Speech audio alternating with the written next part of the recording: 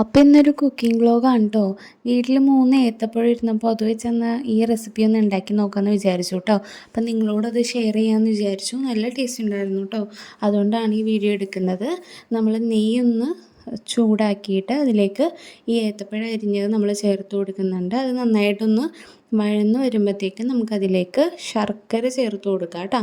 ശർക്കര നന്നായിട്ട് ഒന്ന് കൈ കൊണ്ടൊന്ന് ഗ്രേറ്റ് ചെയ്തിട്ട് ഇട്ട് കൊടുക്കുന്നത് കേട്ടോ. എൻ്റെ അമ്മയാണ് ഇത് ചെയ്യുന്നത്.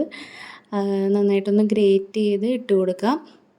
ഇത് ആവശ്യത്തിന് ഇട്ടാൽ മതി. ഓരോ ആൾക്കാർക്കും മധുരം വ്യത്യാസമായിരിക്കുമല്ലോ. അപ്പോൾ ആവശ്യത്തിനുള്ള ശർക്കര ഇട്ട് കൊടുക്കുക. ഞാനൊരു മീഡിയം സൈസിലുള്ളൊരു ചെറിയൊരു ശർക്കര ഇട്ട് കൊടുത്തിട്ടുണ്ട്. എന്നിട്ട് നന്നായിട്ട് അതൊന്ന് ഉരുക്കി എടുക്കണം കേട്ടോ. ആ പഴത്തിൻ്റെ ഒപ്പം കിടന്നത് ഉരുക്കി വരണം. അപ്പോൾ നല്ലൊരു ഫ്ലേവർ ആയിരിക്കും കേട്ടോ. എന്നിട്ട് അതൊന്ന് ഇതായി വരുമ്പോഴത്തേക്കും നമുക്കതിലേക്ക് ഏലക്ക പൊടിച്ചത് ചേർത്ത് കൊടുക്കാം കേട്ടോ. ഏലക്ക നന്നായിട്ട് ചതച്ചെടുത്തതാണ് ഞാൻ. അത് നമുക്കതിലേക്ക് ചേർത്ത് കൊടുക്കാം കേട്ടോ. വീഡിയോ എടുക്കലും അതിൻ്റെ കൂടെ കുക്കിങ്ങും ഇച്ചിരി ടാസ്ക്കുള്ള പണിയാണ്. എന്നാലും കുഴപ്പമില്ല, എനിക്കിഷ്ടമുള്ള പണിയാണ് കേട്ടോ. എന്നിട്ട് നമുക്ക് അതൊന്ന് ഉരുകി നന്നായിട്ട് സെറ്റായി വരുമ്പോഴത്തേക്ക് അതിലേക്ക് പാല് ചേർത്ത് കൊടുക്കുക കേട്ടോ.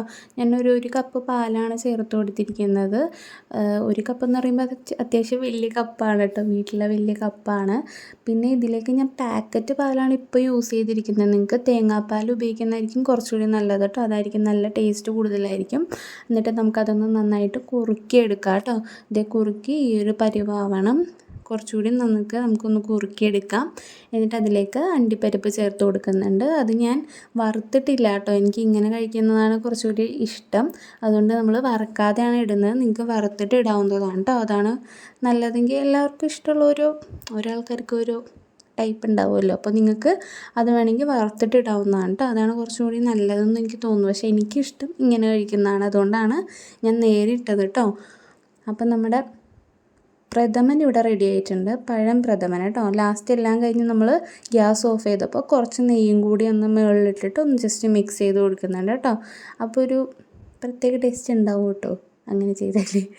എല്ലാവർക്കും അത് ഓപ്ഷണലാണ്, വേണമെന്നുണ്ടെങ്കിൽ ചേർത്താൽ മതി കേട്ടോ. അങ്ങനെ നമ്മുടെ പഴം പ്രഥമൻ ഇവിടെ റെഡി ആയിട്ടുണ്ട്. നല്ല ടേസ്റ്റാണ് കേട്ടോ. ഒരു പപ്പടത്തിൻ്റെ കുറവും കൂടിയുണ്ട്, അത് കിട്ടിയില്ല. ഉണ്ടായിരുന്നെങ്കിൽ ഞാൻ അതും കൂട്ടി കഴിച്ചാനേ. എന്നാലും ഇങ്ങനെ കഴിക്കുന്നത് നല്ല ടേസ്റ്റാണ്. ചെറിയ ചൂടൊക്കെ ഉണ്ടായിരുന്നു, ഊതിയിട്ട് ഞാൻ കഴിച്ചു.